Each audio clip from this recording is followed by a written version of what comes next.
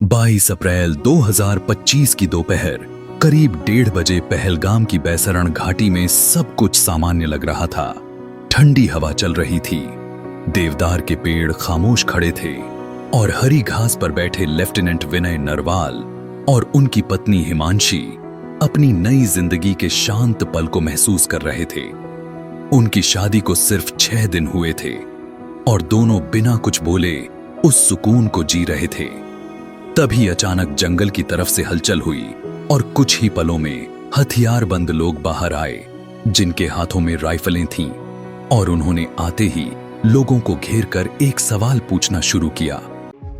हिंदू या मुसलमान? कुछ ही सेकंड में माहौल बदल गया। डर और चीखों के बीच विनय ने जवाब दिया और उसी पल गोली चली। हिमांशी अपने पति के ऊपर झुक गई और घाटी की शांति हमेशा के लिए टूट गई। इस हमले में कुछ ही मिनटों में कई लोगों की जान चली गई, लेकिन इसी अफरा तफरी में एक शख्स आदिल हुसैन सामने आया, जो खुद मुसलमान था और चाहता तो बच सकता था, लेकिन उसने एक सैलानी को बचाने के लिए अपनी जान दांव पर लगा दी और कुछ ही पलों में उसे भी मार दिया गया। उस दिन घाटी में सिर्फ दर्द और खामोशी बची, लेकिन ये कहानी यहीं खत्म नहीं हुई, क्योंकि उसी शाम दिल्ली में एक सुरक्षित कमरे में राष्ट्रीय सुरक्षा सलाहकार अजीत डोवाल एक तस्वीर को ध्यान से देख रहे थे। उन्होंने बिना कुछ कहे उसे एक तरफ रखा और एक फैसला लिया।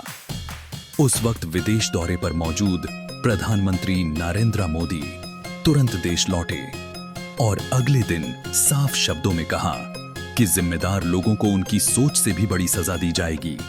इसके बाद कूटनीतिक दबाव और सुरक्षा तैयारियां तेजी से शुरू हुईं और एक उच्च स्तरीय बैठक में सेनाओं को पूरी छूट दे दी गई। खुफिया एजेंसियों ने हर गतिविधि पर नजर रखी और चुनिंदा ठिकानों की पहचान की गई। फिर 7 मई 2025 की रात, जब ज्यादातर लोग सो रहे थे, तब भारतीय जेट खामोशी से अपने मिशन पर निकले और ग्रीन सिग्नल मिलते ही पहला हमला हुआ, जिसने कुछ ही सेकंड में एक बड़े आतंकी ठिकाने को खत्म कर दिया।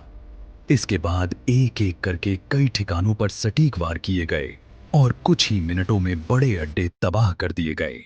हर बार एक संदेश था कि यह जवाब पूरा और सोच समझ कर दिया गया है। अगले दिन जवाबी कोशिशें भी हुईं, लेकिन भारत की तैयारी मजबूत थी और हर खतरे को समय रहते रोक दिया गया। हालात धीरे धीरे नियंत्रण में आए, लेकिन इस पूरी कहानी का सबसे बड़ा जवाब उस वक्त दिखा, जब अलग अलग धर्म के अधिकारी एक साथ खड़े होकर ऑपरेशन की जानकारी दे रहे थे। क्योंकि जिस दिन पहलगाम में लोगों से उनकी पहचान पूछकर उन्हें मारा गया था, उसी का जवाब भारत ने एकता से दिया। फिर भी अंत में एक सवाल रह जाता है कि क्या सिर्फ ठिकानों को खत्म करना काफी है, या उस सोच को खत्म करना ज्यादा जरूरी है जो ऐसे हमलों को जन्म देती है? क्योंकि असली लड़ाई शायद अभी